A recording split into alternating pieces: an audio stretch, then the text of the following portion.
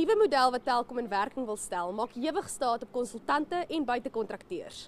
Solidariteit sê hulle is bereid om hof toe te gaan om die aflegging stop te sit. Hulle proses is heeltemal verkeerd. Dit is nie belyn met die wet op arbeidsverhoudinge nie. Hulle het nie die nodige kennisgewings uitgestuur nie. Hulle het hierdie absolute oorhaastige benadering om ontslae te raak van mense. Tog blyk dit of dit finansiëel goed gaan met Telkom. Die maatskappy het pas dividende betaal van R2.45 per aandeel. Daarom meen Herman die afleggings maak nie sin nie. Jy kan nie deur herstrukturering swak bestuur regstel nie. Telkom se antwoord lê op 'n ander vlak. En dit is om eenvoudig weer terug te gaan daarna om die basiese dinge reg te doen. En daarvoor het jy goeie werknemers nodig.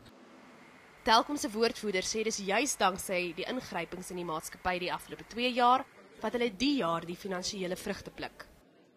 Hulle sê dis egter nie volhoubaar nie en as die voorgestelde veranderings nie nou in werking gestel word nie, kan daar oor 3 jaar nie meer 'n Telkom wees nie.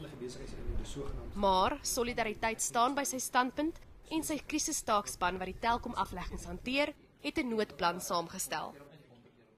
Eerstens gaan die vakbond se regspan die wettigheid van die afleggings ondersoek en moontlike regstappe oorweeg. Dan gaan die vakbond se navorsingsspan navorsing doen oor onder meer Telkom se nuwe voorgestelde sakeplan. Derdens het Solidariteit finansiële adviseurs opdrag gegee om raad aan lede te gee oor die voordele, nadele en impak van die opsies wat tans op die tafel is. En laastens gaan beraders in groepverband traumaberading aanbied terwyl individue wat meer hulp nodig het na geskikte mense verwys sal word. Karla Kutse, Eunice, Pretoria.